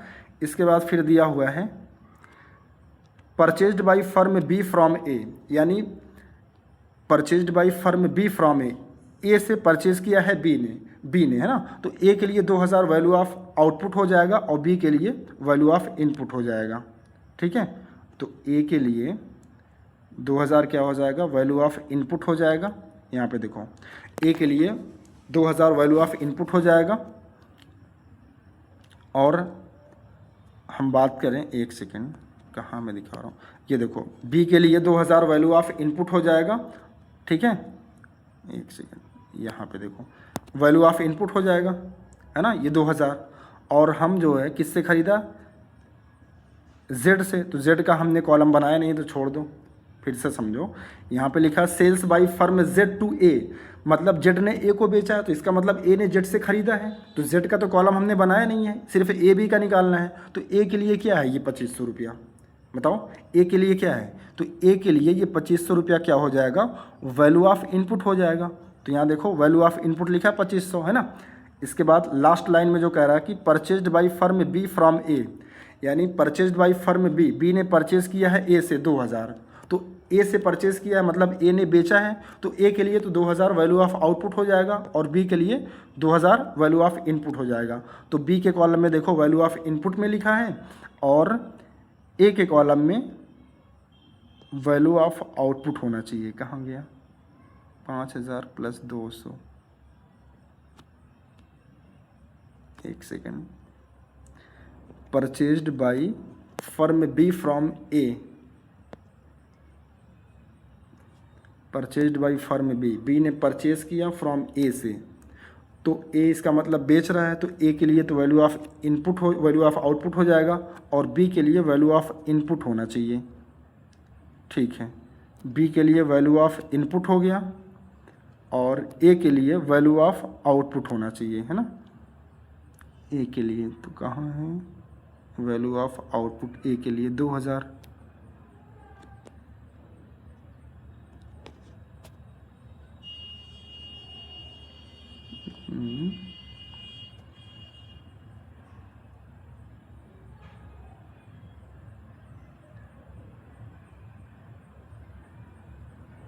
एक second guys, purchased by firm B from A, B ने परचेज किया है,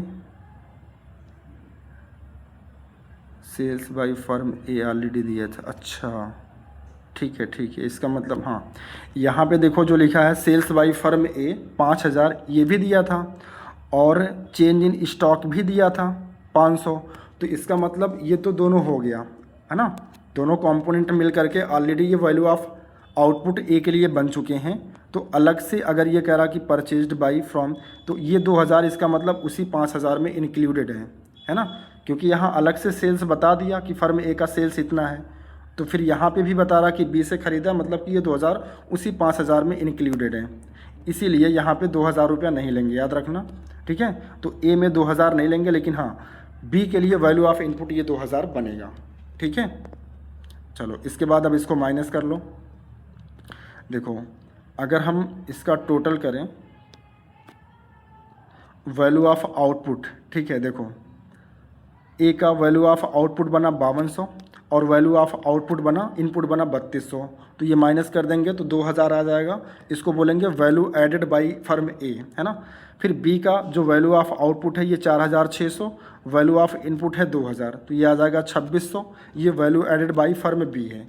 इन दोनों को जब जोड़ देंगे तो सिग्मा जी वी ए आ जाएगा 4600, जिसको G D P at M P भी कहते हैं। ठीक है, हमसे सेपरेटली पूछा था value of added by firm A कितना है, तो वो 2000 आया, यहाँ देखो 2000। और value added by firm B कितना है 2600, तो ये 2600 आ गया। ठीक है, बात समझ रहे हो।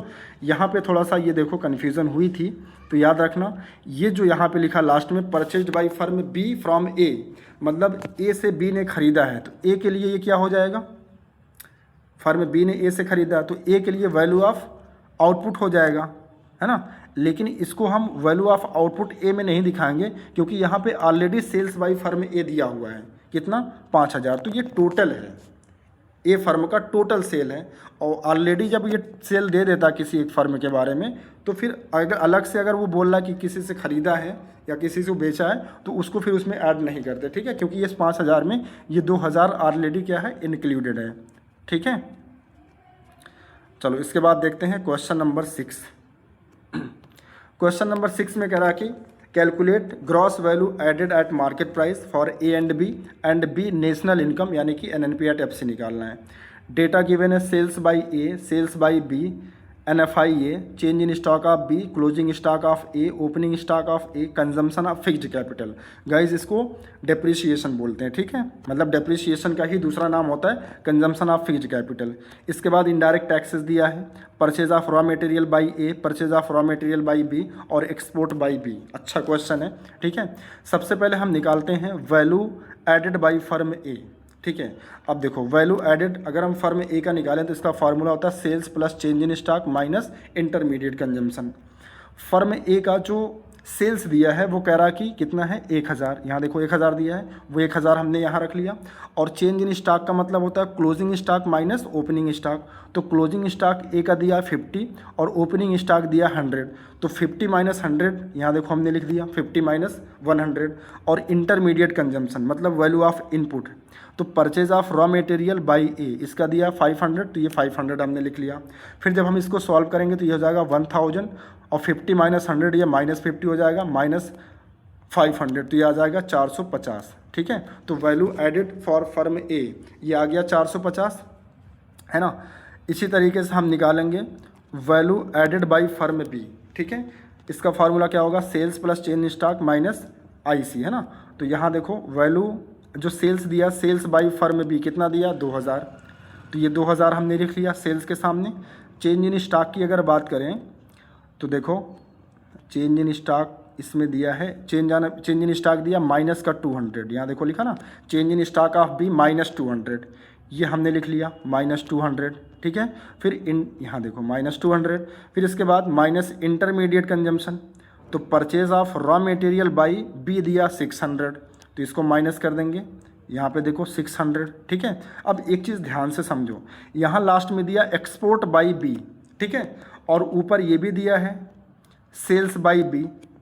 ठीक है, एक सेकंड, यहाँ देखो सेल्स बाई बी दिया 2000। अब ध्यान से सुनो मेरी बात, अगर सेल्स बता रहा है फर्म बी का, तो सेल्स एक मेन कंपोनेंट होता है, सेल के अंदर ही आता है क्या, चेंज इन स्टॉक, और यहाँ अलग से चेंज इन स्टॉक और प्लस क्या आता है, देखो वैल्यू ऑफ आउटपुट का फार्मूला क्या होता है, वैल्यू ऑफ आउटपुट का फार्मूला होता है sales plus change in stock, यही ना होता है, चेंज इन स्टॉक ये फार्मूला होता है। लेकिन सेल्स की अगर हम बात करें तो इसमें दो कंपोनेंट आते हैं, डोमेस्टिक सेल प्लस एक्सपोर्ट आता है। ठीक है, यही आता है ना। अब अगर क्वेश्चन में सेल्स ऑलरेडी बता दिया और फिर से एक्सपोर्ट भी बता रहा है, तो आपको एक्सपोर्ट वाला जो वैल्यू है वो लेने की ज़रूरत नहीं है, क्योंकि export is a part of sale, है ना। मतलब जो एक्सपोर्ट है वो सेल्स का ही पार्ट है। तो यहाँ देखो लास्ट में एक्सपोर्ट बाई बी बता रहा है, जबकि क्वेश्चन में ऊपर सेल्स ऑलरेडी दिया है। इसका मतलब ये जो 2000 दिया है ना, उसमें ये 70 रुपये ऑलरेडी इंक्लूडेड है, तो ये 70 रुपये आपको अलग से नहीं लेना है। मतलब रुपया समझ लो या कुछ भी दिया हो, करोड़ में दिया हो, तो वो 70 नहीं लिखा। यहाँ देखो मैंने लिख भी रखा है 2000 is already included in sales by B. मतलब जो 2000 है वो सी में ऑलरेडी इंक्लूडेड है। ठीक है, तो इसको सॉल्व कर लो। 2000 सेल्स दिया था, माइनस 200 चेंज इन स्टॉक दिया था, इंटरमीडिएट कंजम्पशन 600 दिया था, तो 2000 माइनस 200 माइनस 600 ये आ जाएगा 1200। तो इसका मतलब वैल्यू एडेड बी आ गया कितना, 1200 आ गया। अब हमको निकालना सेकंड में क्या रहा था, नेशनल इनकम यानी कि एनएनपी एट एफसी, ठीक है। जीडीपी एट एमपी देखो हम निकाल लेंगे कैसे, दोनों फर्म का जो हमने वैल्यू एडेड निकाला उसको हम ऐड कर लेंगे, है ना। दोनों फर्म का जो हम वैल्यू एडेड निकाले हैं उसको हम ऐड कर लेंगे, ठीक है। एक सेकंड में पहले देख लूँ पूछा क्या था। हाँ, नेशनल, एक तो gross value added of gross value added market price for A and B हमने निकाल लिया, फिर हमको नेशनल इनकम निकालना है, ठीक है। तो देखो नेशनल इनकम हम कैसे निकालेंगे, नेशनल इनकम यानी कि एनएनपी एट एफसी, देखो जीडीपी एट एमपी हमने फाइंड आउट ही कर लिया। अब जीडीपी एट एमपी को एनएनपी एट एफसी में कन्वर्ट कर लेंगे। तो देखो यहाँ पे जी है, यहाँ पे एन है, तो ग्रॉस से नेट पे जाएंगे तो माइनस क्या करना पड़ेगा, डेप्रिसिएशन, जिसका दूसरा नाम होता है कंजम्पशन ऑफ फिक्स्ड कैपिटल। फिर यहाँ डीपी है, यहाँ पे एमपी है, तो डोमेस्टिक से नेशनल पे जाने के लिए हमें क्या करना होगा, एनएफआईओ को प्लस करना होगा, एनएफआईए प्लस हो गया। और यहाँ एमपी है, यहाँ एफसी है, तो मार्केट प्राइस से फैक्टर कॉस्ट पे जाने के लिए माइनस का एनआईटी करना होगा, ठीक है। अब देखो हम क्या करेंगे, सबसे पहले देखो जीडीपी एट एमपी कैसे निकलता है, जितने भी सेक्टर्स होते हैं उनको हम, जितने भी सेक्टर्स होते हैं उनका जो वैल्यू एडेड होता है उनका हम सम कर लेते हैं। तो यहाँ पे दो ही सेक्टर दिया था, फर्म ए और फर्म बी। तो देखो जीडीपी एट एमपी निकालने के लिए value added for firm A और plus value added of firm B, दोनों की वैल्यू को ऐड कर लेंगे। फर्म ए का वैल्यू एडेड आया था 450, तो देखो वो 450 यहाँ ले लिया गया। फर्म बी का वैल्यू आया था 1200 ये ले लिया गया, तो 1650 हो गया। यानी जीडीपी एट एमपी की वैल्यू कितना आ गई 1650 आ गई, ठीक है। तो देखो जीडीपी एट एमपी की जगह हम क्या लिख लेंगे 1650। Consumption of fixed capital question में 180 दिया है, नफिया दिया है 20, एनआईटी दिया है माइनस का 120, है ना। देखो सारी वैल्यूज़ यहाँ पे दी हैं। एनआईटी, अच्छा एनआईटी डायरेक्ट नहीं दिया तो आईटी माइनस सब्सिडी कर लेंगे, आईटी दिया है और माइनस सब्सिडी, सब्सिडी नहीं दिया तो उसको ज़ीरो मान लेंगे, तो 120 ही रह जाएगा, है ना। और एनएफआईए दिया है, हाँ एनएफआईए 20 दिया है, ठीक है, तो 120 ही रख लिए। तो इसको सॉल्व कर लेंगे तो ये 1370 आ जाएगा, ठीक है। तो आपका आंसर आ गया। क्या क्या पूछा था, value added of firm A 450, value added for firm B 1200 और GDP sorry NNP at FC 1370, ठीक है। चलो इसके बाद नेक्स्ट क्वेश्चन करते हैं, क्वेश्चन नंबर 7। क्वेश्चन नंबर 7 में कह रहा है कि calculate sales from following given data NVA यानी net value added at factor cost दिया है 300, इंटरमीडिएट कंजम्पशन मतलब IC दिया है 200, डेप्रिसिएशन 30 दिया, इनडायरेक्ट टैक्स 20 दिया है और चेंज इन स्टॉक माइनस का 50 दिया है, ठीक है। और हमें निकालना क्या है, कैलकुलेट सेल्स निकालना है, ठीक है। चलो ठीक है, तो देखो एक बात समझो, स्टेप 1 में हमें निकालना फाइंड जीडीपी एट एमपी। सुनो मेरी बात, NVA एट एफसी को ही हम कह सकते हैं NDP एट एफसी, ठीक है। Net value added at factor cost को ही बोला जाता है NDP एट एफसी, जो कि क्वेश्चन में गिवन है कितना 300, ठीक है। सेकेंड स्टेप में हम निकालेंगे GDP एट एमपी। अब GDP एट एमपी अगर हमको निकालना है तो NDP एट एफसी हमने निकाल लिया 300, अब इसी का कन्वर्जन कर लेंगे। तो NDP एट एफसी को कन्वर्ट करो GDP एट एमपी में, तो यहाँ N है यहाँ G है, नेट से ग्रॉस पे जाना है तो प्लस का डेप्रिसिएशन करना पड़ेगा और DP कॉमन है, FC यहाँ दिया, यहाँ मार्केट प्राइस, तो फैक्टर कॉस्ट से मार्केट प्राइस पे जाने के लिए प्लस का NIT करेंगे, ठीक है। तो देखो NDP एट एफसी हमने कैलकुलेट किया 300, वो यहाँ रख दिया, डेप्रिसिएशन कितना दिया 30 और NIT कितना दिया है 20 दिया है। इसको सॉल्व कर लेंगे तो ये 350 आ जाएगा, ठीक है। ये GDP एट एमपी आ गया, ठीक है। GDP क्या आ गया, हाँ GDP एट एमपी आ गया। हमसे क्या पूछा था क्वेश्चन में, सेल्स पूछा था, ठीक है। अब देखो हम स्टेप 3 के थ्रू क्या करेंगे, सेल्स निकालेंगे। देखो GDP एट एमपी का फार्मूला होता है sales plus change in stock minus IC, है ना, यही ना होता है। GDP एट एमपी हमने निकाला 350, सेल्स निकालना तो उसको एज इट इज रख लो, प्लस चेंज इन स्टॉक दिया था -50 और IC दिया था 200, बस इसको सॉल्व कर लो। तो 350 ये सेल्स हो जाएगा और ये ब्रैकेट खुलेगा प्लस माइनस, तो -50 हो जाएगा -200, फिर 350 इज इक्वल टू सेल्स और ये 200 और ये माइनस माइनस प्लस 250 हो जाएगा, तो सेल्स इज इक्वल टू हो जाएगा 350 प्लस 250, तो सेल्स इज इक्वल टू हो जाएगा 600, ठीक है। समझ में आ गया, सिंपल था, कोई बड़ी डील नहीं थी गाइस। चलो इसके बाद आज का लास्ट क्वेश्चन, वीडियो काफ़ी लंबा हो जा रहा है, ठीक है, कोई बात नहीं, लास्ट क्वेश्चन। ठीक है, देखो इसमें दिया सेल्स, अब यहाँ देखो दिया है यूनिट ऑफ आउटपुट सोल्ड करके दिया है 1000, मतलब 1000 क्वांटिटी बेची जा रही हैं और एक क्वांटिटी की वैल्यू है 30 रुपया। तो सेल्स की वैल्यू क्या आ जाएगी, प्राइस इंटू क्वांटिटी, तो 1000 इंटू 30, तो ये कितना हो जाएगा 30,000, यानी सेल्स की वैल्यू कितना होगी 30,000। फिर इसके बाद डेप्रिसिएशन दिया है 1000, इंटरमीडिएट परचेज यानी आईसी दिया है 12000, क्लोजिंग स्टॉक और ओपनिंग स्टॉक इसको माइनस करके हम निकाल लेंगे चेंज इन स्टॉक। हाँ, इस बार देखो इनडायरेक्ट टैक्स सॉरी एनआईटी नहीं दिया है, लेकिन हाँ एनआईटी का फार्मूला क्या होता है, आईटी माइनस सब्सिडीज़। ठीक है, और आईटी भी नहीं दिया, यहाँ पे आईटी के कंपोनेंट दे दिया, मतलब इनडायरेक्ट टैक्स के कंपोनेंट दे दिया, जैसे कि एक एक्साइज ड्यूटी है और एक सेल्स टैक्स है, तो ये दोनों किसका पार्ट होते हैं, इनडायरेक्ट टैक्स का पार्ट होते हैं। ठीक है, हमें GVA निकालना है, तो देखो कैसे निकालेंगे GVA, स्टेप 1 में फाइंड GVA। तो GVA यानी gross value added at MP का फार्मूला होता है sales plus change in stock minus intermediate consumption. GVA का मतलब होता है वही GDP एट एमपी। ठीक है, अब इस बार सेल्स देखो दिया नहीं था, है ना, उसको हमें निकालना पड़ेगा। Unit sold into price per unit, कितनी यूनिट बेची गई 1000, एक यूनिट का प्राइस कितना था 30। ठीक है, क्लोजिंग स्टॉक 3000 दिया है, माइनस ओपनिंग स्टॉक कितना दिया है 2000, तो 3000 मतलब क्लोजिंग में से ओपनिंग माइनस कर देंगे तो चेंज इन स्टॉक आ जाएगा, और इंटरमीडिएट परचेज दिया है 12000। इसको सॉल्व कर लो, 1000 गुणे 30, 30,000 हो गया, 3000 माइनस 2000 1000 हो गया, और माइनस का 1000 तो ये आ जाएगा 19,000। ठीक है, तो ये GVA एट एमपी आ गया। अब हमें निकालने के लिए क्या बोला था, फाइंड GVA एट एफसी निकालना था, तो GVA at FC is equal to GVA at MP. अब GVA एट एमपी हमने निकाल लिया, तो इसी का कन्वर्जन करके हम क्या कर लेंगे, GVA एट एफसी निकाल लेंगे।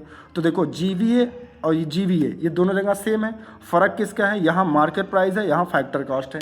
तो मार्केट प्राइस से फैक्टर कॉस्ट पे जाना है तो माइनस क्या करना होगा NIT, और NIT का फार्मूला क्या होता है IT माइनस सब्सिडी, और IT भी नहीं दिया, IT के कंपोनेंट दिए हैं, एक तो एक्साइज ड्यूटी दिया और सेल्स टैक्स दिया, दोनों IT ही है, और माइनस सब्सिडी कुछ नहीं है, तो वो ज़ीरो मान लेंगे, है ना।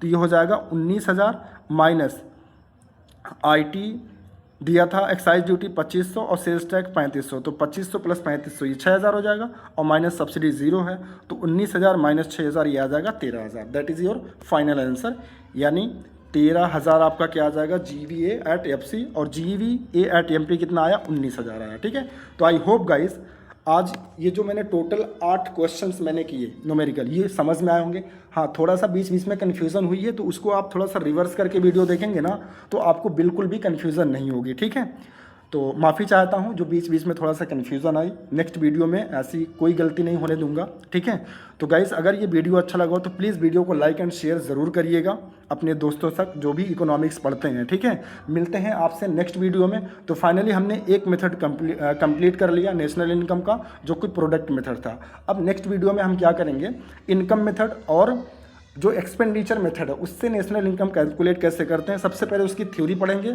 फिर दोनों मेथड का न्यूमेरिकल एक साथ पढ़ेंगे, और लास्ट में तीनों मेथड का न्यूमेरिकल हम एक साथ पढ़ेंगे। ठीक है, डेप्थ में पढ़ेंगे, डोंट वरी। आप बस मैं जो वीडियोस बना रहा हूँ ना इस टॉपिक पर, इस चैप्टर पर, इसकी मैं प्लेलिस्ट भी बना दे रहा हूँ, आप बस इसी प्लेलिस्ट को फॉलो कर लीजिए। इसके बाद एग्जाम में गाइस कोई भी क्वेश्चन आ जाए, ठीक है, या किसी भी बुक का क्वेश्चन आप सॉल्व करिएगा, NCERT हो या कोई भी रेफरेंस बुक हो, हर क्वेश्चन आपसे ईजिली लग जाएंगे। ठीक है, तो गाइस आज के लिए बस इतना ही, मिलते हैं नेक्स्ट वीडियो में, तब तक के लिए thank you so much guys.